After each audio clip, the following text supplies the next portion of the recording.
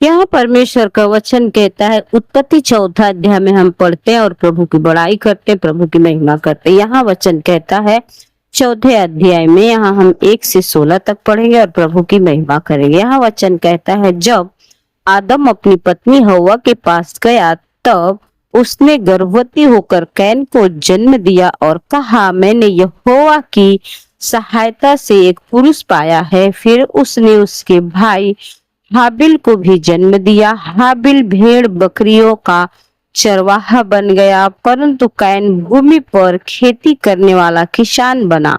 कुछ दिनों के पश्चात कैन यहोवा के पास भूमि की उपज में से कुछ भेंट ले आया और हाबिल भी अपनी भेंट बकरियों के कई एक पहलौठे बच्चे चढ़ाए ले आए और उनकी चर्बी भेंट चढ़ाई। जब यहोवा ने हाबिल और उसकी भेंट को तो ग्रहण किया और परंतु कैन और उसकी भेंट को उसने ग्रहण ना किया, तब कैन अति क्रोधित हुआ और उसके मुंह पर उदासी छा गई। तब यहोवा ने कैन से कहा, तू क्यों क्रोधित हुआ और तेरे मुंह पर उदासी क्यों छा गई है? यदि तू भला करे तो क्या तेरी भेंट ग्रहण ना की जाएगी, और यदि तू भला ना करे तो पाप द्वार पर छिपा रहता है और उसकी लालसा तेरी ओर होगी और तुझे उस पर प्रभुता करनी है।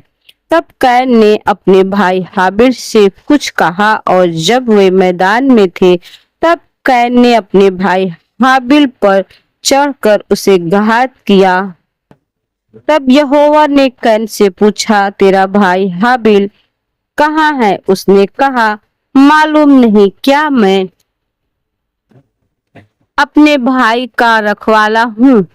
उसने कहा, तूने क्या किया है? तेरे भाई का लहू भूमि पर मेरी ओर चिल्लाकर मेरी दुहाई दे रहा है। इसलिए अब भूमि जिसने तेरे भाई का लहू तेरे हाथ से पीने के लिए अपना मुंह खोला है, उसकी ओर से तू श्रापित है। चाहे तू भूमि पर खेती करे तो भी उसकी पूरी उपज फिर तुझे ना मिलेगी। तू पृथ्वी पर भटकने वाला और भगोड़ा होगा।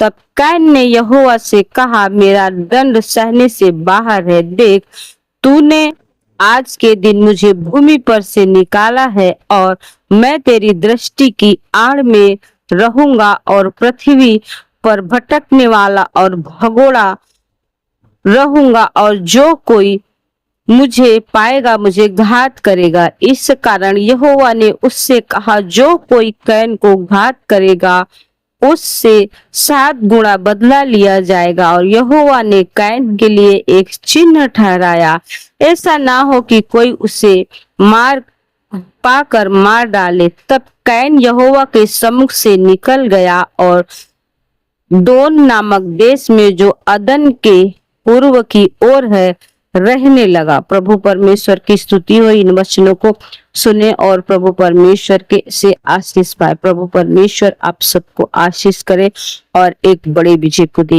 यीशु के नाम में, आमीन।